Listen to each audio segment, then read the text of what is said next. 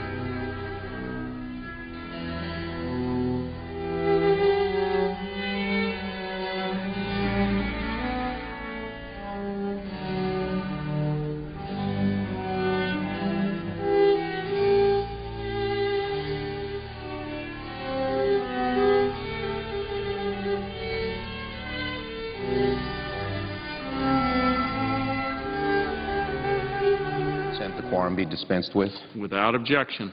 First, Mr. President, I ask unanimous consent that Sarah Babcock and Danielle Fidler from Senator Baucus' staff be allowed floor privileges during the consideration of the pending Burma and disaster relief bills.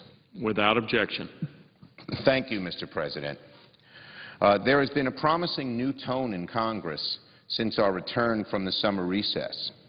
This has taken some by surprise. But even more striking than new tone is that it has brought with it a few modest signs of a new spirit of cooperation. The House this week has sent us a highway extension and an aviation extension that are clean.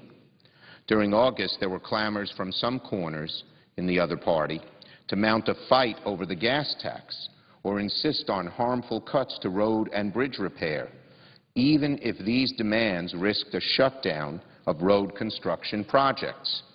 As recently as last Friday, Republicans were planning to insist on a 5% cut to the FAA budget, a move that could well have threatened another shutdown of that agency like we saw in August. But both fears, fortunately, have receded. Barring a setback in the Senate, we should be able to extend both the FAA and highway measures on time and without controversy. This is a very positive sign. There was a sour taste left in everyone's mouth at the end of the debt ceiling debate, and that is causing a change in behavior. It is actually bringing us together. That process was made unnecessarily difficult because of the extreme tactics of a bloc within the House. The political process broke down, and the public noticed. In the aftermath of that debate, it seems everyone finally realizes that there's a premium on reasonableness.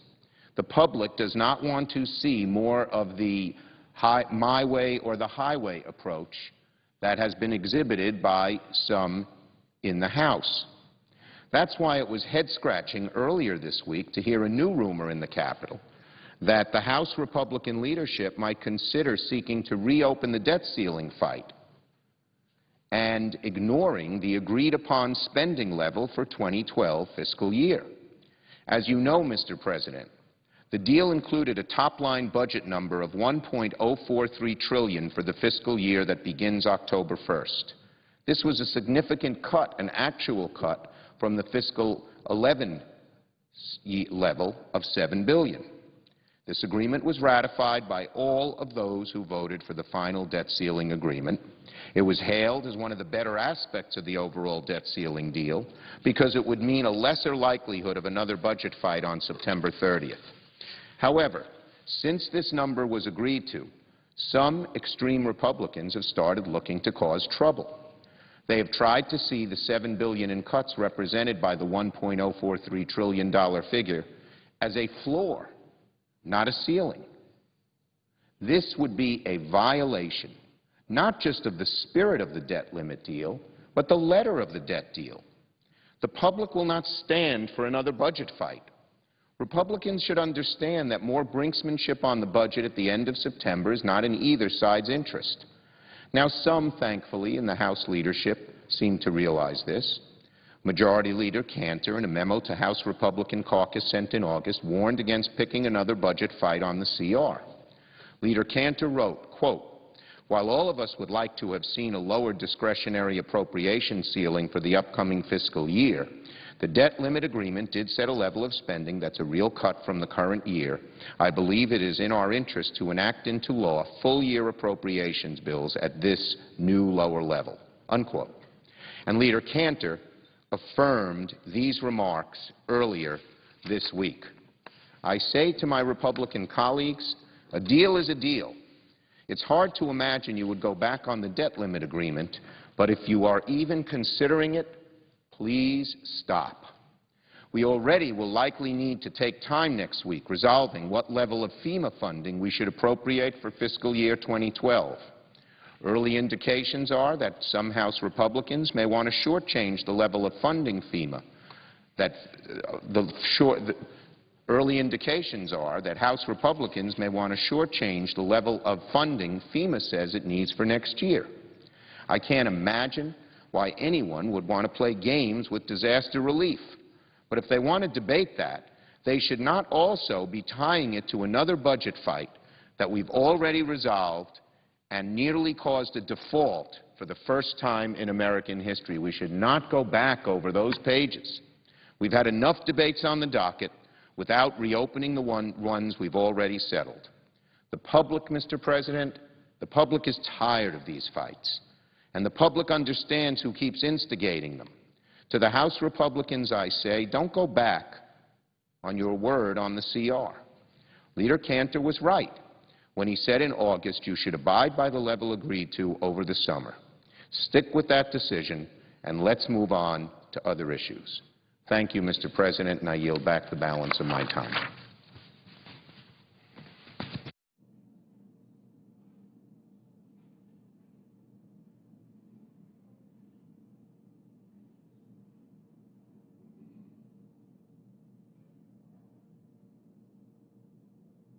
Mr. President. Senator from Florida is recognized. Mr. President, I am very happy to announce to the Senate that today NASA announced its new big rocket design, with the President stepping forth to indicate that the President will request the funding for the design and the building of this rocket. And I wanted to take the opportunity to share with the Senate what this rocket is going to be. To set the stage, let me say that you'll recall we have the International Space Station up in orbit now. There are 6 astronauts on board. Combination, it's an international crew. And the space station itself, people don't realize how big it is. If you think about sitting in a football stadium on the 50-yard line and looking from one end zone to the other, that's how big the space station is. 120 yards long.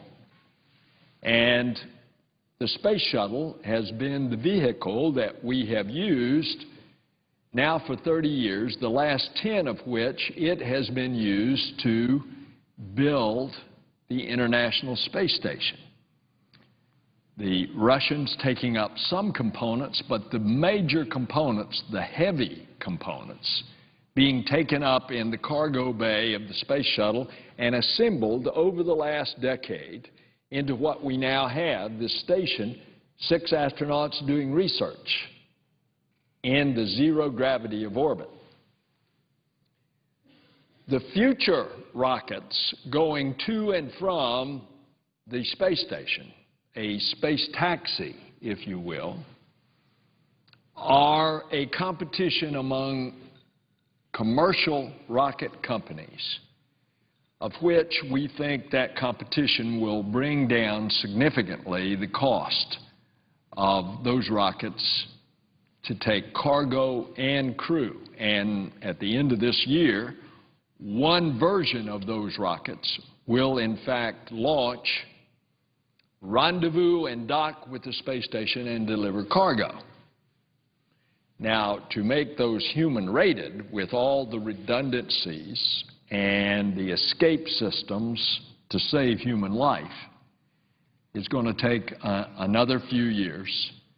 And, of course, that's the disappointment for so many of us, that the new rocket ready to go to and from the space station, like the space shuttle used to, is not ready for humans, even though we're launching cargo.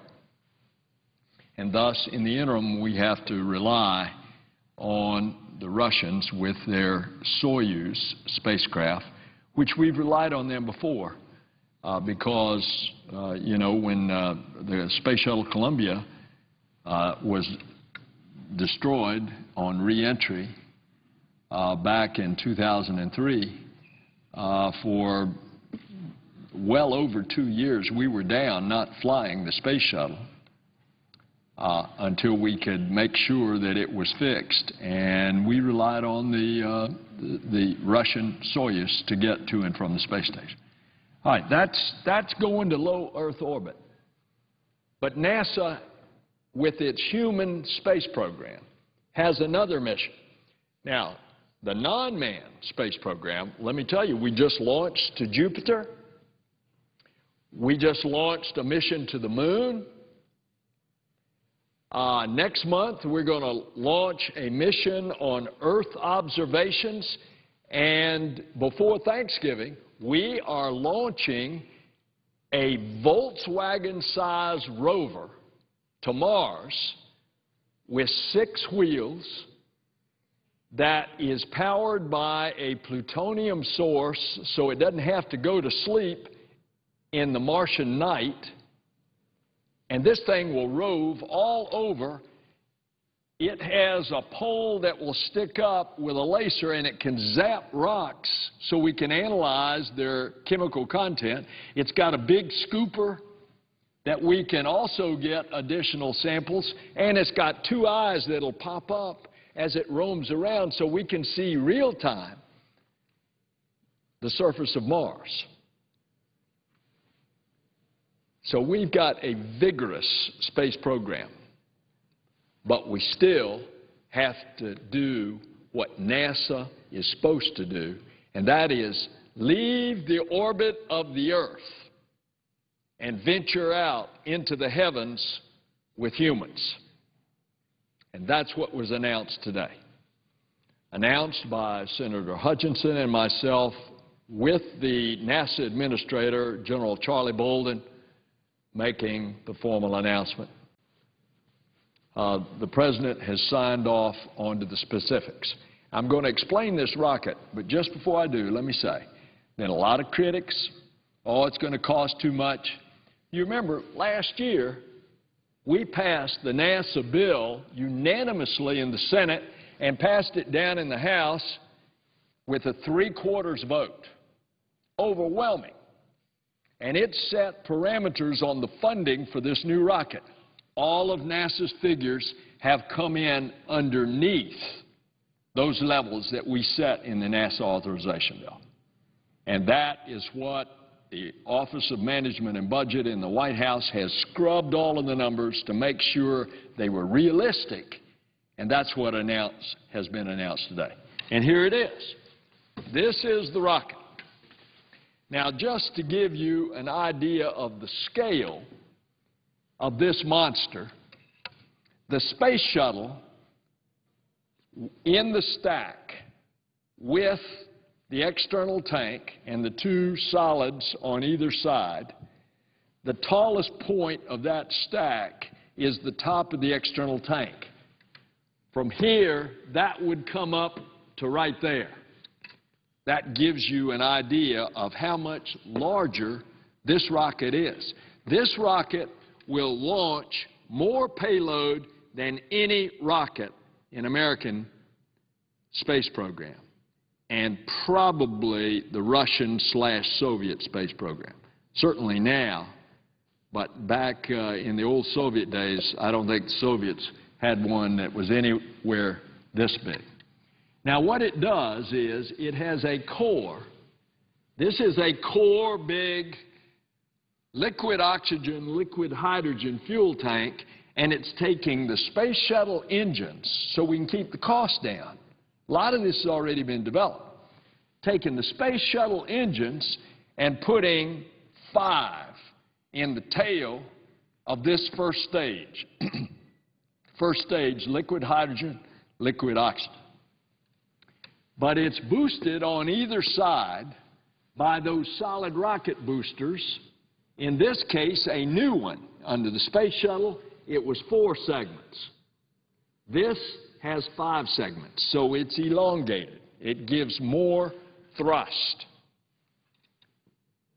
These, on future versions, will be competed as to whether it's going to be solid rockets, which, by the way, the consistency of that pencil eraser is what the solid rocket material looks like, or whether those in the competition will be liquid boosters. All right, that's the core, and that comes up all the way to here. Then you have the second stage. Now, we have second stage engines that we've been using in the past called the J2. They're now updating with a new, more powerful version called the J2X. So we have a lot of history on these engines. That's what's going to be the second stage. And that then takes the housing for a lot of the electronics and then the capsule. The tower at the top is an escape tower so that you could actually have an explosion right here on the pad and the crew could survive because they would eject in the full capsule, be thrust away from the explosion, and then the parachutes deploy and the crew is saved. Likewise, you can save the crew on this rocket all the way to orbit so that if you had a problem, you could still save the human life of the 4 to 7 astronauts that are going to be in this crew capsule. You could save their lives. That was one of the mandates after we lost Columbia in the reentry over Texas.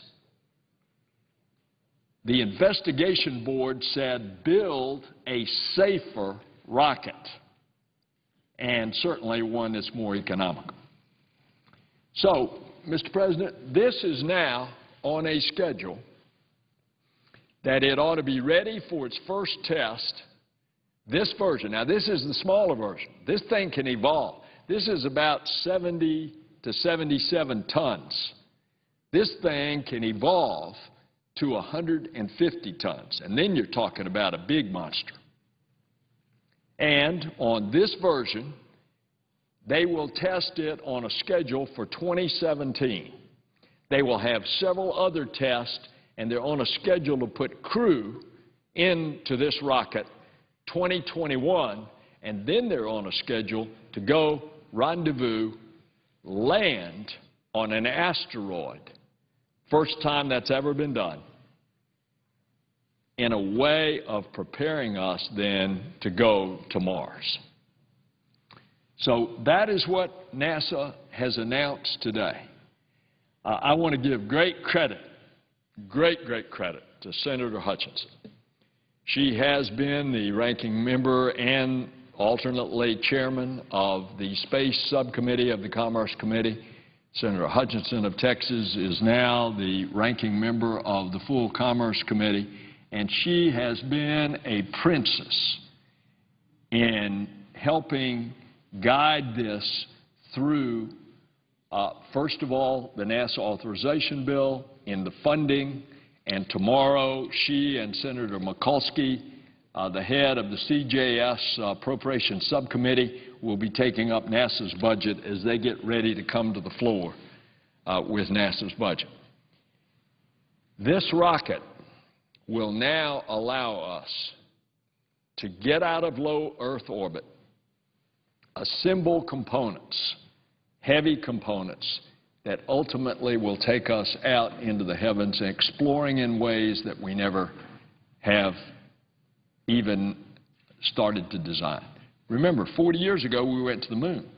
That was quite an accomplishment. But the moon is about 250,000 miles from Earth. Now, with rockets like these, we are going to go far, far out into the heavens to explore the origins of the universe, to explore things that sometimes we've never even dreamed of, as we fulfill our destiny as a peoples who are explorers and adventurers by nature. Mr. President, I yield the floor, and I suggest the absence of a quorum. The clerk will call the roll. Mr. Akaka.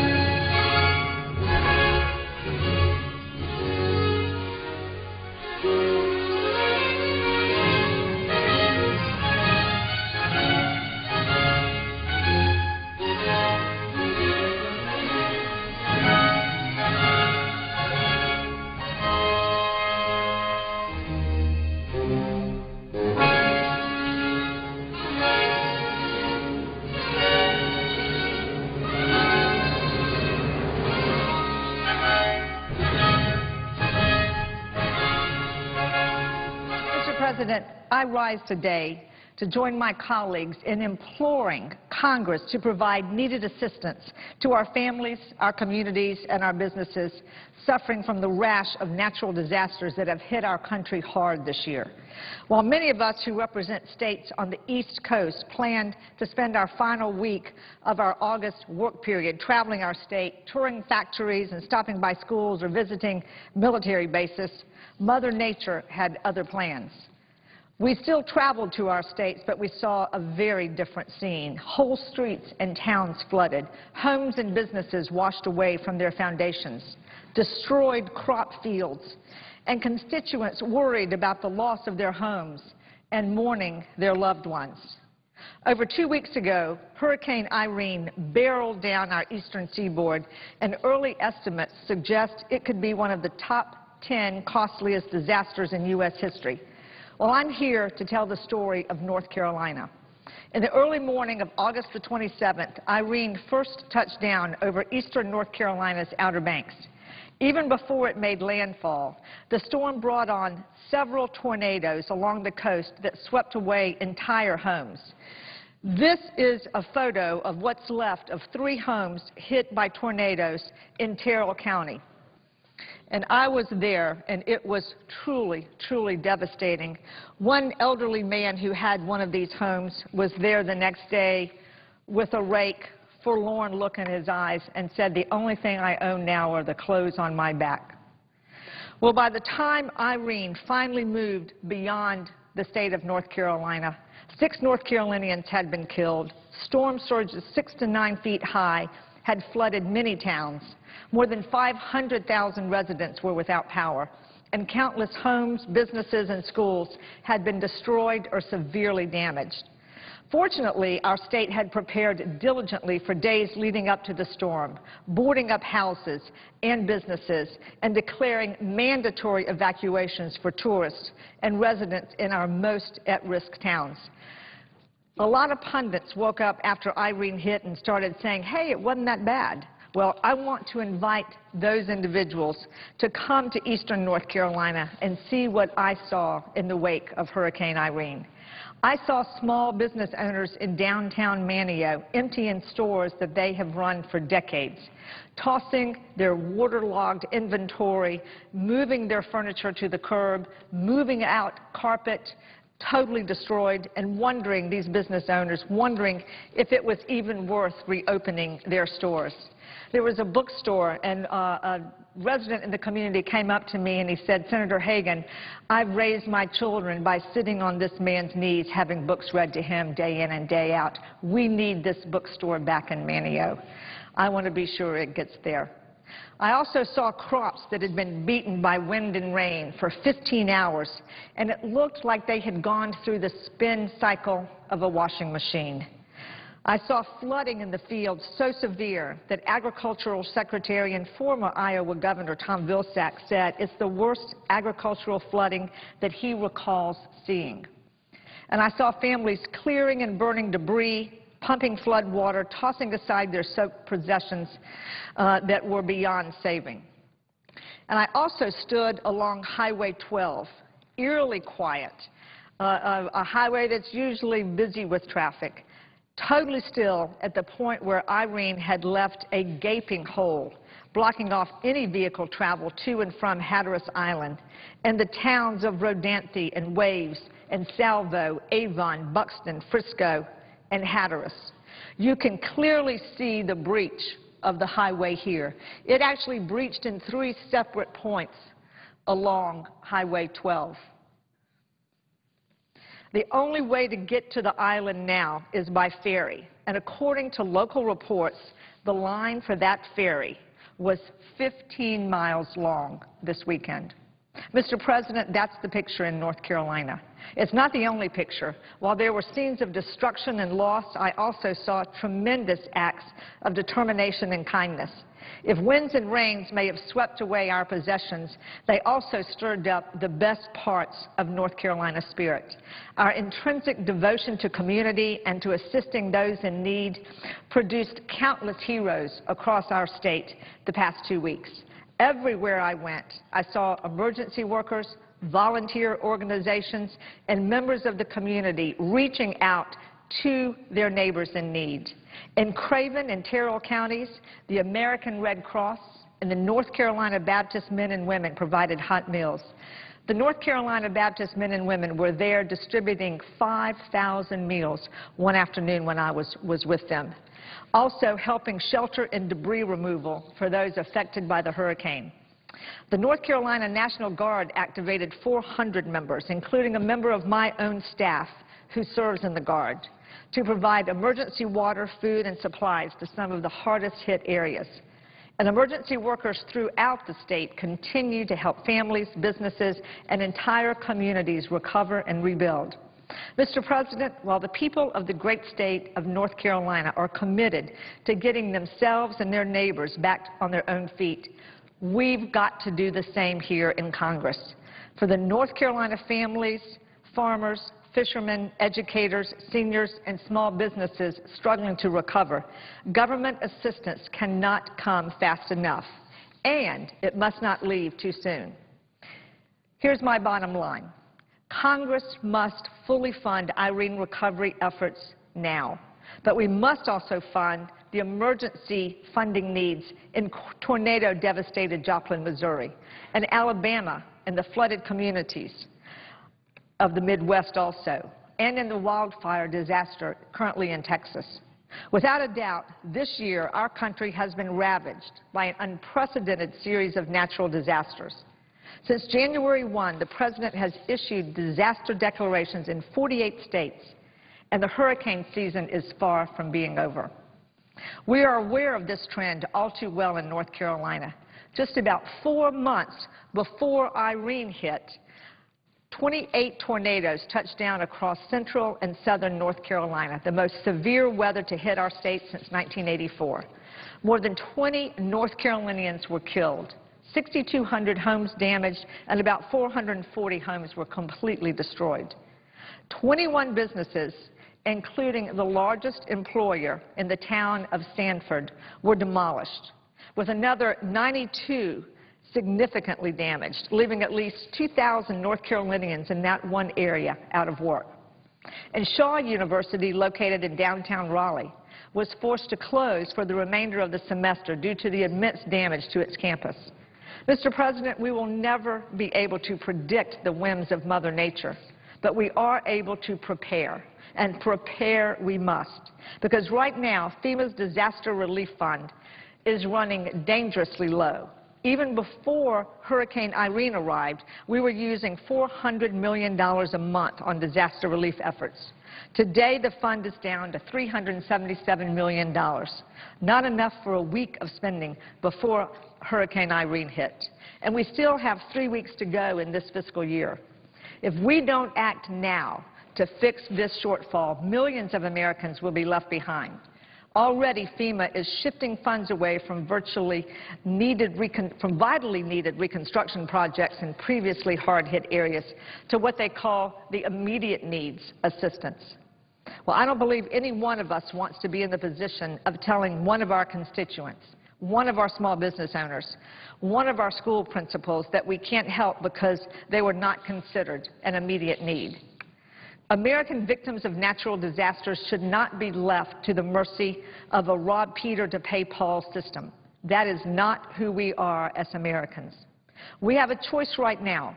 And, Mr. President, in my mind, and in the minds of all of North Carolinians affected by the storms of Irene and the tornadoes that took place in April, the choice is clear. Congress must make these FEMA supplemental funds available. The Budget Control Act that we passed in early August established strict spending caps to get our fiscal house in order, while also allowing for a limited amount of funds to be made available in case disaster struck. Well, disaster struck, and now is the time to make those funds available.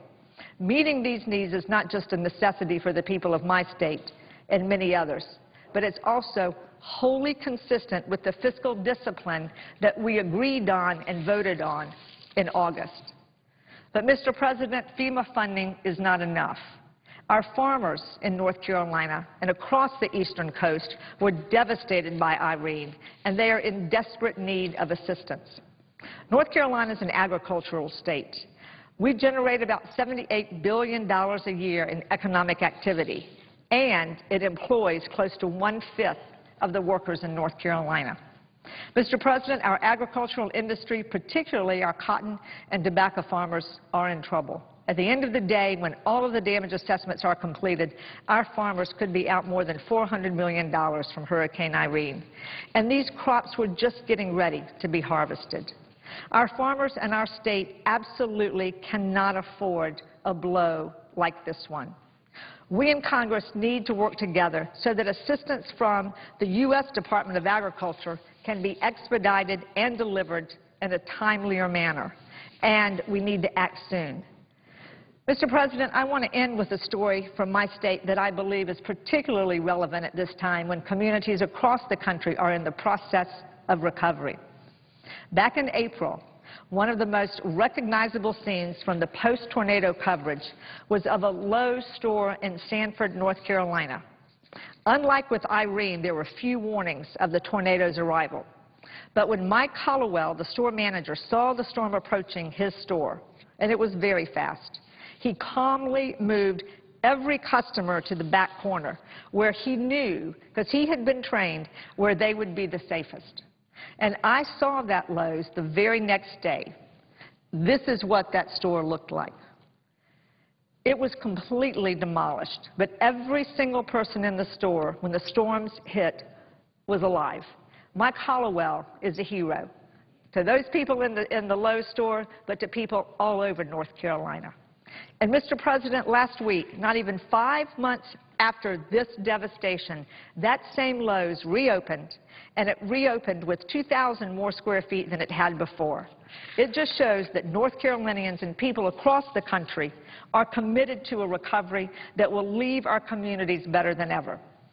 The people of this great country are stronger than any storm.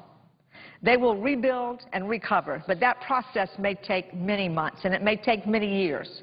As their representatives, we have a responsibility to provide a reliable, comprehensive program of relief for that duration. To do any less is a dereliction of duty. I call on all of my colleagues to pass this FEMA supplemental bill as soon as possible. Thank you, Mr.